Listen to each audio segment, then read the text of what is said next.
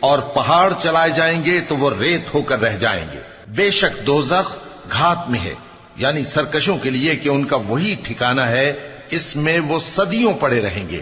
وہاں نہ ٹھنڈک کا مزہ چکھیں گے، نہ کچھ پینا نصیب ہوگا مگر کھولتا پانی اور بدبودار پیپ۔ یہ بدلہ ہے ان کے اعمال کے موافق۔ یہ لوگ حساب آخرت کی امید ہی نہیں رکھتے تھے اور ہماری آیتوں کو مسلسل جھٹلاتے رہتے تھے، اور ہم نے ہر چیز کو لکھ کر محفوظ کر رکھا ہے۔ سو اب مزہ چکھو، ہم تم پر عذاب ہی بڑھاتے جائیں گے۔ بے شک پرہیزگاروں کے لیے کامیابی کا گھر ہے، یعنی باغ اور انگور اور ہم عمر بھرپور جوان عورتیں اور شراب کے چھلکتے ہوئے جام۔ وہاں وہ نہ بیہودہ بات سنیں گے نہ جھٹلانے کی باتیں۔